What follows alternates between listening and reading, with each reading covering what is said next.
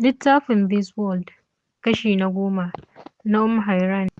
Sun jima zaune shiru yana tunanin ta inda zai fara mata kafin daga bisani ya ɗago ya zuba idanunsa a kanta, ya yi gyaran murya tare da gyara zamansa ya ce, dole lokaci ya yi da ya dace ki san waye kike aure domin shiryawa rayuwarki ta gaba. Nadiya ba zan ɓoye miki komai ba a game da abin da na sani da ya shafi mijinki. Tabbas shi ɗin mutum ne mai hatsarin gaske a yanzu, a farkonsa kuma salihin bawa. Ki natsu ki gane kuma ki fahimci wata lalacewar ƙaddarar bawa ce. Shi yasa ko da Ma'aruf ya zama abin da ya zama, kowa ya guje shi, ni ban guje shi ba. Garin Micika wani babban gari ne a jihar Adamawa wanda yake ɗauke da ƙabilu masu dama, amma kaso mafi rinjayensu Fulani ne. A wannan gari aka samar da Ma'aruf a cikin gidan babban limamin garin, wanda ya kasance salihin bawa, wanda da yawa al'umma suke sanya masa rai da walitta. Imam Kabir nake nufi, babban malamin addini, wanda ba iyakar garin Micika ba, Adamawa da kewayenta gaba ɗaya suna alfahari da shi. Malama Rakiya ita ce babbar matarsa, mace mai tsananin haƙuri da dattako da ɗaukar ya ba komai ba. An yi musu aure tun auren saurayi da budurwa. Cikin hikima ta Ubangiji, Allah bai azurta su da haihuwa ba, da ke akwai wadatar ilimi a tare da su, ba su damu kansu ba. Kullum cikin faɗa wa Ubangiji suke. Ana haka, mahaifiyar Malam Kabir da ta ga shekaru suna ƙara shurewa babu wani labari, sai ta fara yi ma Malam Kabiru tayin ƙara aure, har ma da nemo masa matar da zai aura. Bai samu matsala da Malama Rakiya ba, kasancewarta mace mai ilimin addini, wacce ta fito daga gidan dattako. Haka nan aka yi bikin Malam Kabiru da Karimatu amaryarsa, da ta kasance bazawara. Amarya ta tare a gidan mijinta. Da farko sun faro rayuwar gwanin daɗi. Zaman ya fara rikicewa ne daga lokacin da Karimatu ta samu shigar rabo. Ita ta fara kawo tangarɗa ta hanyar ɗaukar ɗabi'ur yi ma Rakiya gori. Abin ya haɗu, ya yi wa Rakiya yawa. Dangin miji su yi mata, kishiya ta yi mata, jama'ar gari su yi mata. Takan yi kuka ta gode wa Allah, ta ɗaga hannu ta roƙi Allah zaɓi mafi alkhairi, ko haihuwar ko akasinta. Watanni suka rinƙa shuɗewa, kullum tsangwamar yau daban ta gobe daban da Rakiya ke fuskanta wajen dangin mijinta da abokiyar zamanta da ma jama'ar gari. Sai dai ta kai duk wani abu da ya shafi dangin miji, Malam Kabiru yana hana Rakiya, sabida ya fuskanci kullum abun gaba yake yi. Ba shi da aiki sai ba ta haƙuri, ta janyo mata ayoyi da hadisai da suke nuni da fa'idar haƙuri da za ta yi, da ribar da za ta samu a nan gaba. Ana tsaka da haka, Allah maji roƙon bawa ya azurta Rakiya da samun ƙaruwa. Murna a gurin Malam Kabiru kamar ya yi kyautar kansa. Nan Rakiya ta roƙe shi alfarmar ya rufe asirin samuwar cikin nata, har zuwa lokacin da Allah zai bayyana wa duniya, saboda abin da aka ɗauki shekaru ana nema, idan an same shi, akwai waɗanda ba sa farin ciki da samuwarsa. Haka kuwa aka yi.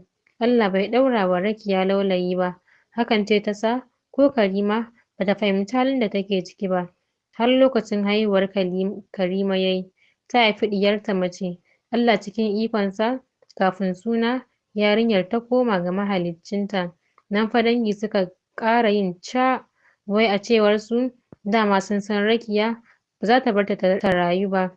Rakiya ta shiga tashin hankali matuƙa, har sai da zaman wannan gida ya so ya fi ƙarfinta, inda Karima ta ci alwashin muddin tana numfashi sai ta ga bayan Rakiya.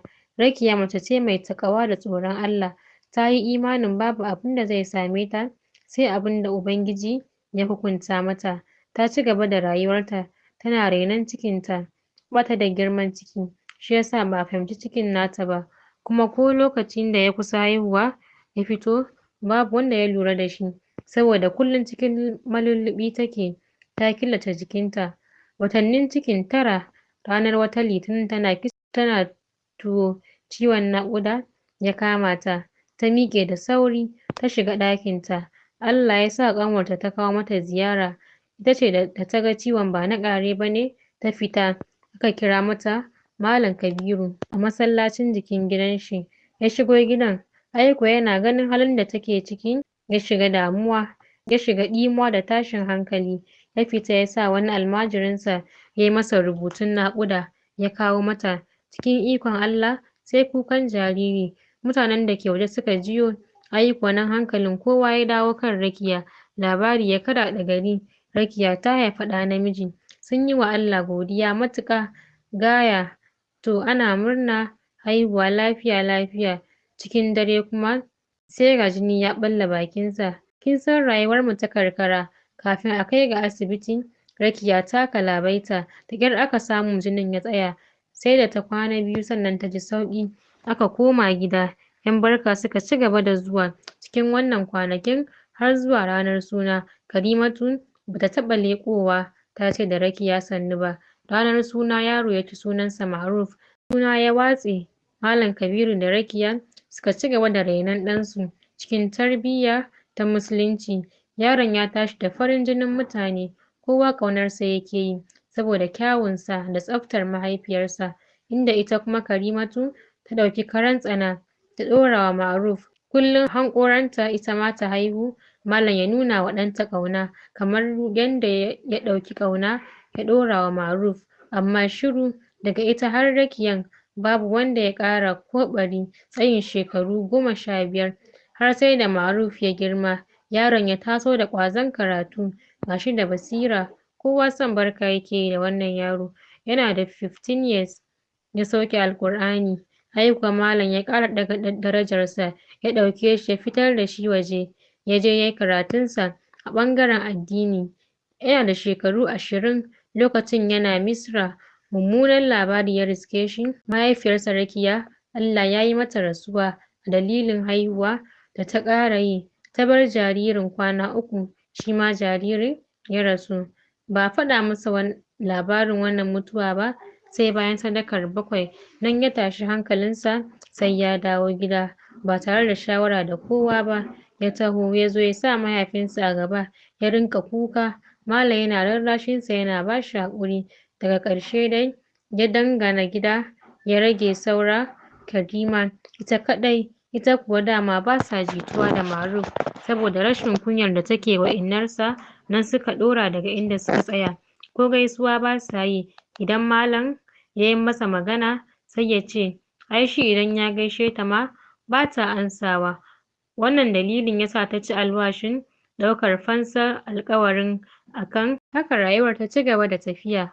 Tun daga kan Ma'ruf, Malam Kabiru bai ƙara samun haihuwa ba, har ma ya dangana ya ɗauki so da kulawar duniya ya ɗora wa Ma'ruf, inda ita kuma Karima har ta ɗauki ƙin duniya da hassada ta aza bisa ga Ma'ruf.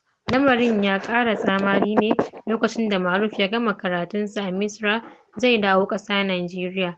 Nan fa hankalinta ya tashi saboda ta ji Malam ya yi masa gini, ya ce idan ya dawo aure zai yi masa, ya ba shi babban shagonsa da ke birnin Yola, ya zama shi ke kula da shi. Nan fa Karima ta bazama ta shiga malamai, aka lalata wannan shiri na Malam. Ma'ruf ya dawo gida ba shi da aiki, daga masallaci sai makarantar Islamiyyar babansa yana koyarwa, inda 'yan mata suka sanya masa idanu saboda Allah ya yi masa baiwar kwarjini. Kwatsam wata rana Ma'ruf na kwance a ɗakinsa, Malam ya jiyo shi yana kurma ihu. Suka fito da gudun masifa, suka isa ɗakin suka ishe shi yana murƙususu a ƙasa, yana ta riƙe maƙogwaronsa yana aman jini. Nan fa hankalin Malam ya tashi, inda Karima ta taɓa baki tare da cewa Allah ya kyauta. Ɗaukarsa suka yi suka fita da shi zuwa asibiti. Suna zuwa likitoci suka ce ba aikinsu ba ne, dole suka koma da shi gida. Aka rinƙa yi masa ruƙiyya tsayin kwanaki, bai san wa ke a kansa ba. Lokacin da ya fara samuwa kuma sai kansa ya juye, ya rinƙa abu ba daidai da mutane ba. Tsayin lokaci an kasa gane kan lamarin abun, sai ya yi sauƙi kamar ya tafi, amma da an yi masa maganar aure sai ya dawo sabo. Da haka Malam ya yanke shawarar yi masa auren, ƙila abin zai yi sauƙi. Cikin lokacin ne kuma abubuwa suka ƙara lalacewa. Ɗungurungum aka neme shi aka rasa. Wai ashe wata matsafiyar aljana ce ta aure shi, take amfani da ruhinsa wajen cimma burikanta matuƙa gaya. Hankalin ubansa ya tashi, aka ƙara bada ƙaimi wajen magani. Abin sai ya koma kuma kamar yaƙi. Kullum malam bai kwana da lafiya, ga kashedin da suke masa akan Ma'ruf, suna faɗa masa ya cika takurawa, za su kashe shi. Da ƙyar malam yayi ma Ma'ruf aure, ya karɓa matar Zainab, yarinya mai haƙuri da tawakkali. Sun kai shekaru 2 Ma'ruf bai ko kwana a gidanta, ga firgita ta da ake yawan yi da miyagun kamanni, amma ka take ta haƙuri, har dai a wannan karo aka dace aka haɗa ni da Ma'ruf ta sanadin wani almajirin malam da yake ɗan kawuna. Mun fara basa magunguna da addu'o'i, mun yi nasara komai ya saitu. Ya koma wa matarsa watanni kaɗan sai ga Zainab da ciki. Ashe miyagun likimo suka yi, ko da cikin ya bayyana sai suka sanya wa Zainab da cikin jikinta sura. Kullum ita kenan a rashin lafiya da zubar da jini. Da ƙyar cikin nan ya isa haihuwa. Da yamma ciwon naƙuda ya kama ta, aka tafi asibiti. Ashe ajali ne da ƙarar kwana. Jaririn da aka haifa shi ne ya fara mutuwa, sannan uwar ta bi bayansa. An koma gida domin yi musu sutura, aka nemi jariri sama ko ƙasa aka rasa. Wannan abu ya kaɗa hankalin duk wani mahaluƙi da ke rayuwa a wannan ahali. Lamarin ya zama sabon abu a wannan yanki nasu, saboda ko a labari ba a taɓa jin inda jariri ya ɓatan dabo ba, sai a wannan karo. Addu'a babu irin wacce ba a yi ba, amma babu amo, babu labarin gawar. Wannan jariri haka nan dai lokaci yayi ta tafiya. A haka Malam Kabiru ya sake nemo wa Ma'ruf aure, aka aura masa Samiha. Suka fara zaman su gwanin daɗi. Kwatsam tafiya ta kama su zuwa Kano. A hanyar su ta isa ne suka yi hatsari. Babu wanda ya rayu a motar sai Ma'ruf, shi kaɗai kuma abin mamaki ko ƙwarzane bai yi ba. Can gefe ya faɗa. Ji yayi ana ta ƙyalƙyala dariya ana cewa jini ha ha ha, yau zan sha jini. Hannu ya sa ya toshe kunnensa cikin kiɗima da tashin hankali. Shi dai yana kwance cikin wannan mawuyacin hali, ya ga gungun wasu mutane da jajayen kaya sun fito daga jejin da gudu, sun sanya ƙoƙuna suna tarar jinin da yake ambaliya a ƙasa. Cikin rashin dace wani a cikinsu ya biyo ta lungun da yake, kawai yayi tuntuɓe da shi. Tsugunnawa yayi ya ƙare masa kallo kafin ya ɗaga murya ya ƙwala wa mutanen nasu kira. Ya miƙe ya ce, wannan shi ne irin mutumin da dodo yake neman jininsa ruwa a jallu. Tabbas rashin lafiyar dodo za ta warke idan aka shayar da shi jinin wannan bawa.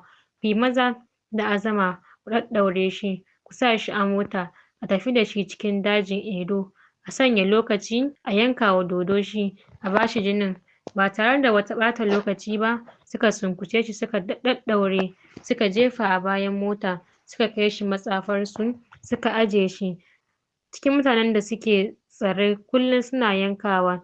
Ashe idan sun cire part ɗin da suke buƙata, akwai waɗanda suke sayarwa da sassan jikin suke sarrafawa suna wasu abubuwa da su. Yana wannan zaman sai da aka fitar da mutum 19, shi ne na 20 ɗin.